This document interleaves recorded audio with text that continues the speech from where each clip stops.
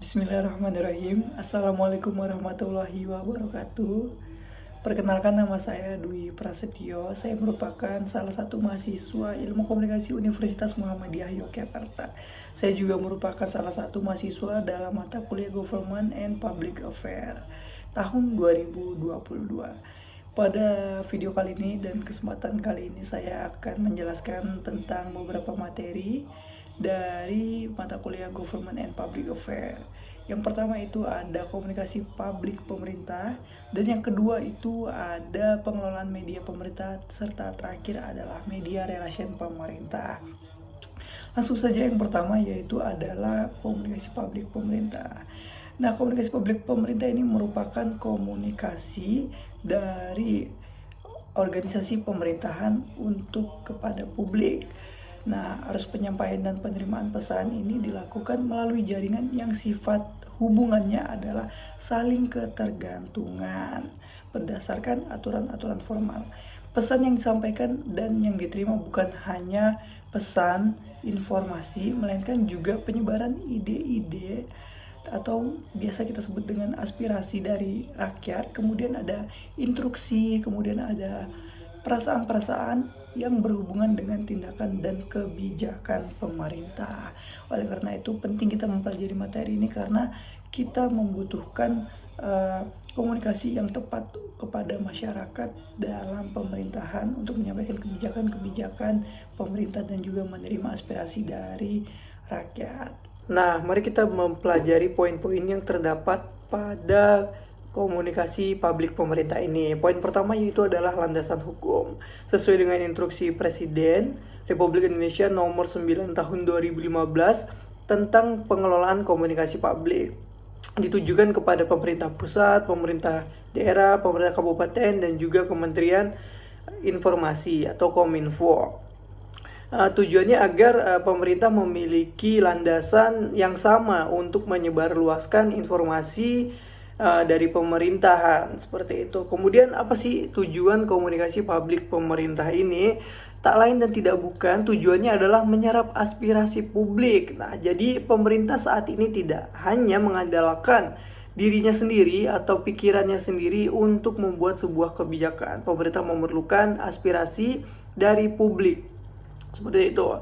Kemudian selain itu, komunikasi publik pemerintah ditujukan untuk sebagai cara komunikasi pemerintah nih, memberikan informasi apapun kepada publik, baik itu kebijakan, aturan-aturan, semua disampaikan melalui komunikasi publik pemerintah ini ya. Kemudian apa sih peran dari komunikasi publik pemerintah ini? Perannya yaitu adalah pertama, menyebarluaskan kepada publik tentang narasi tunggal dan data pendukung lainnya tentang kebijakan dan program pemerintah. Seperti yang saya katakan tadi, semua kebijakan dan program pemerintah dan hal lainnya itu disampaikanlah melalui komunikasi publik pemerintah ini. Kemudian menyampaikan kebijakan dan program pemerintah secara lintas sektoral dan lintas daerah kepada publik secara cepat dan tepat. Mengingat bahwa Indonesia ini merupakan negara kepulauan terbesar di dunia dari Sabang sampai Merauke. Jadi untuk menyampaikan sebuah informasi itu perlu effort lebih gitu. Jadi perlunya pemerintah daerah dan juga pemerintah kabupaten mengikut sertakan atau ikut serta dalam penyampaian informasi ini, sehingga pemerintah daerah, pemerintah kabupaten tersebut juga ikut andil menyampaikan informasi-informasi dari pemerintah pusat, seperti itu, agar semua rakyat Indonesia di pelosok pun mengerti gitu. Dan pemerintah daerah juga pemerintah kabupaten harus menyesuaikan lingkungan untuk menyampaikan informasi-informasi yang ada. Kemudian menyampaikan informasi melalui berbagai saluran komunikasi nih. Nah, baik yang saya katakan tadi, di berbagai daerah tidak semua memiliki akses internet. Jadi perlunya informasi secara offline seperti membuat banner dan yang lainnya. Kemudian untuk menghadapi masa-masa kritis, maka pemerintah juga memerlukan yang namanya pilar komunikasi publik nih.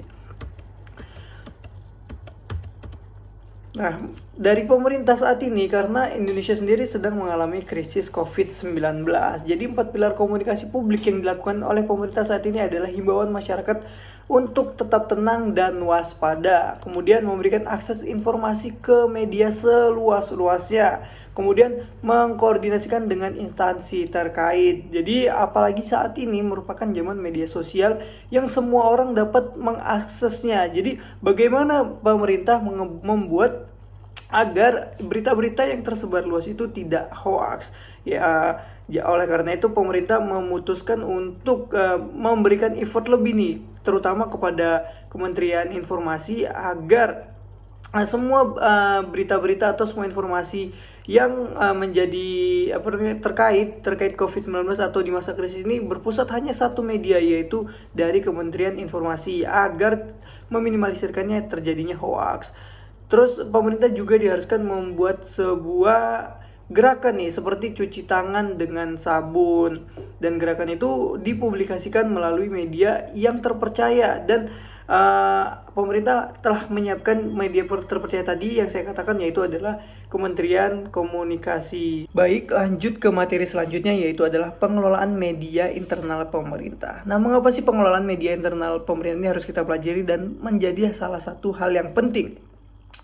Karena sesuai dengan kemajuan teknologi dan juga perkembangan zaman menjadikan kita harus memberikan pelayanan publik yang terbaik dengan memanfaatkan teknologi tersebut. Dan ini akan mempermudah kita mengkoordinasikan atau mengelola media internal pemerintah itu sendiri. Kemudian ada yang dinamakan EPR, Electronic Public Relation. Nah, ini adalah inisiatif public relation yang menggunakan media internet nih sebagai sarana publisitasnya. Hal ini menjadikan kita semakin mudah gitu untuk menjaga ataupun mempunyai sarana publisitas untuk menyampaikan pesan-pesan ataupun informasi, terlebih lagi terhadap internal pemerintah. Kemudian ada bentuk-bentuk diseminasi informasi. Nah, bentuk-bentuk ini salah satunya adalah above the line, diseminasi melalui media mainstream, radio, TV, dan media cetak. Oleh karena itu pemerintah kan memiliki nih media-media dari pemerintah, seperti kalau yang di TV itu namanya TVRI, TV Republik Indonesia. Kemudian ada lagi nih bentuk through the line, yaitu diseminasi melalui media online dan media sosial seperti WhatsApp, Facebook, Twitter.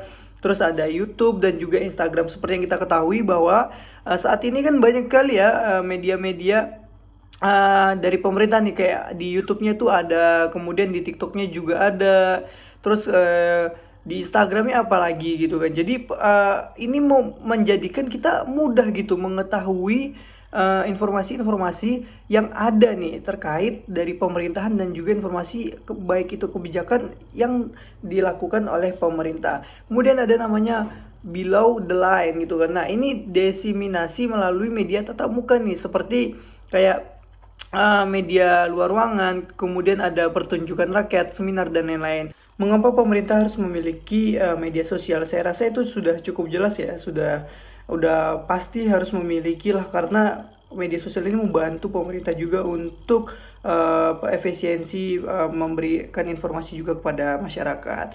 Dan manfaat-manfaat media sosial ini juga sangat banyak ya, sangat banyak lah tentunya. Kemudian etika bermedia sosial juga telah ditetapkan oleh Menteri Perdayagunaan Aparatur Negara dan Informasi Birokrasi Republik Indonesia nomor 83 tahun 2012 tentang pedoman pemanfaatan media sosial instansi pemerintah.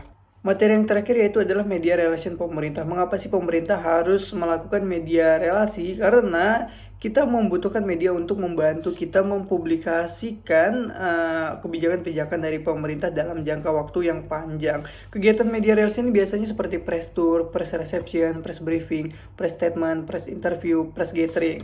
Nah, prinsipnya dari kegiatan ini adalah simbiosis mutualisme, saling menguntungkan. Jadi kita membutuhkan media untuk membantu kita mempublikasikan kebijakan, dan media yang namanya media membutuhkan sebuah informasi untuk mereka publikasikan, seperti itu. Jadi saling ketergantungan.